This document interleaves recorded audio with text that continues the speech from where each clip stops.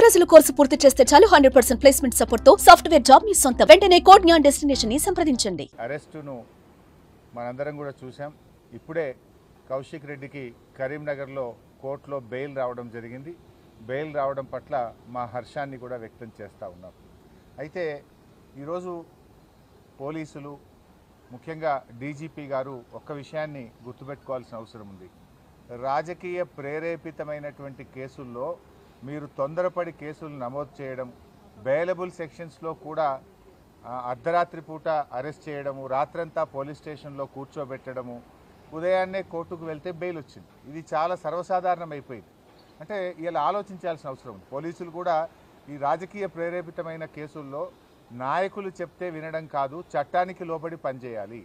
మనకు కాన్స్టిట్యూషన్ ఉంది, మనకు కొన్ని చట్టాలు ఉన్నాయి, శాసనసభలో చేసుకున్న చట్టాలు ఉన్నాయి, దానికి లోబడి పనిచేయాలి. సుప్రీంకోర్టు కానీ హైకోర్టు కానీ చాలా స్పష్టంగా బెయిలబుల్ సెక్షన్స్లో మీరు స్టేషన్ బెయిలే ఇవ్వండి అని కూడా చెప్పారు.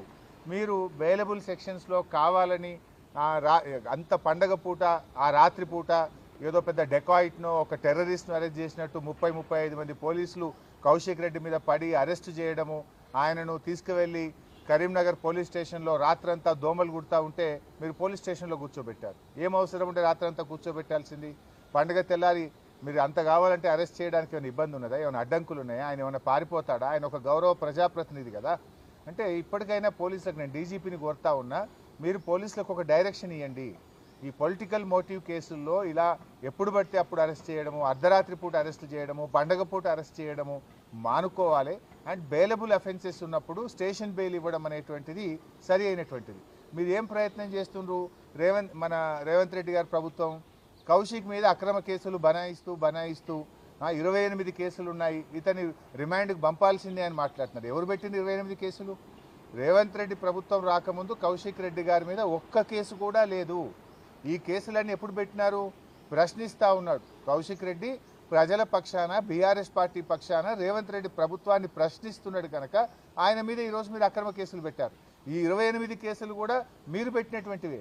నిన్న కూడా కరీంనగర్ కలెక్టర్ గారి ఆహ్వానం మేరకు ఆయన మీటింగ్కి వెళ్ళాడు. ఆయనేమి పిలువని పేరంటానికి పోలేదు, ఆయన మీటింగ్కి ఆహ్వానితుడు. ఆ మీటింగ్లో ఒక సభ్యుడిగా నువ్వు ఏ పార్టీ తరఫున మాట్లాడుతున్నావు అని అడిగాడు. ఇందులో తప్పేముందండి? ఒక కౌశిక్ రెడ్డే కాదు కదా, ఈ రాష్ట్ర ప్రజలందరూ కూడా అడుగుతూనే ఉంటారు. ఈ 10 మంది శాసనసభ్యులు పార్టీ మారిన ప్రతి ఒక్కరిని అడుగుతూనే ఉంటారు.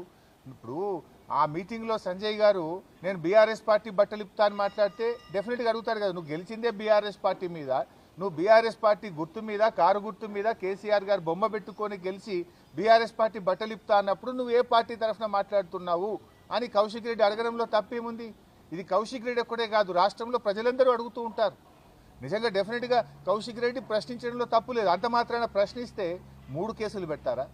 ఒక సంఘటన మీద, ఒక ఇష్యూ మీద 3 డిఫరెంట్ ఫిర్యాదులు ఇచ్చి 3 కేసులు నమోదు చేయడంలోనే మీ ఆతృత కనబడతా ఉంది, మీ యొక్క కక్ష సాధింపు చర్యలు కనబడతా ఉన్నాయి. ఒకే కేసులో 3 ఎఫ్ఐఆర్లు పెట్టి ఆ రాత్రిపూట అరెస్ట్ చేసి రాత్రంతా పోలీస్ స్టేషన్లో పెట్టడంలోనే ఇది కేవలం రేవంత్ రెడ్డి గారి ప్రోద్బలంతో, రాజకీయ ప్రేరేపితంగా, కుట్రతో ఒక్కరోజైనా కౌశిక్ రెడ్డిని జైల్లో పెట్టాలనేటువంటి ఒక పగ, ప్రతీకారంతో జరిగినటువంటి అరెస్టే తప్ప ఇంకోటి కాదు. ఇవాళ న్యాయస్థానాల మీద మాకు నమ్మకం ఉంది. న్యాయస్థానం కౌశిక్ రెడ్డి గారికి ఈరోజు బెయిల్ ఇవ్వడం చాలా సంతోషం. సో ఐ అపీల్ డీజీపీ గారు, ఇటువంటి చర్యలు ఇప్పటికైనా అర్ధరాత్రి పూట, పండగ పూట పోలీసులను కూడా ఇబ్బంది పెడుతున్నారు మీరు. పాపం పోలీసులు కూడా పండగ పూట కూడా వాళ్ళకి టెన్షన్లు పెట్టి పోలీసులను కూడా నిద్ర లేకుండా చేసి పోలీస్ వ్యవస్థను, మీ కింది స్థాయి పోలీస్ అధికారులను, ఉద్యోగులను కూడా మీరు ఇబ్బంది పెడతా ఉన్నారు.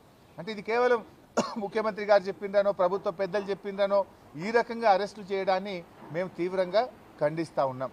ఇవాళ ఇంకోటి, సంజయ్ గారు కూడా మరి కౌశిక్ రెడ్డి గారి మీద నెట్టారు కదా, మరి ఎందుకు సంజయ్ గారి మీద కేసు నమోదు చేయరు? సుమోటో ఒక్క కౌశిక్ రెడ్డి గారి మీద ఎందుకు కేసు నమోదు చేస్తున్నారు అంటే స్పష్టంగా మీ పక్షపాత వైఖరి, ధోరణి అనేటువంటిది ఇలా స్పష్టంగా కనబడుతుంది. రేవంత్ రెడ్డి గారి ఏడాది పాలన పగ, ప్రతీకారంతోనే ముడిపడి ఉన్నది. ఇవాళ పోలీసులు చేయాల్సిన పని, రేవంత్ రెడ్డి గారు చేయాల్సిన పని, లా అండ్ ఆర్డర్ను ఈ రాష్ట్రంలో మీరు పని చేయించండి.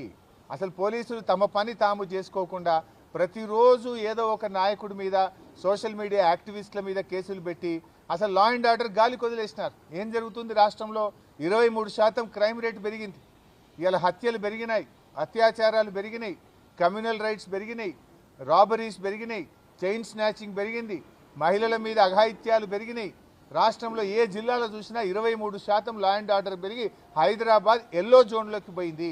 ఇంకా 4 రోజులు పోతే ఇదే పద్ధతి కొనసాగితే హైదరాబాద్ రెడ్ జోన్. సుమన్ టీవీలో మీ పర్సనల్ అండ్ బిజినెస్ ప్రమోషన్స్ కోసం కింది నెంబర్కి కాంటాక్ట్ చేయండి.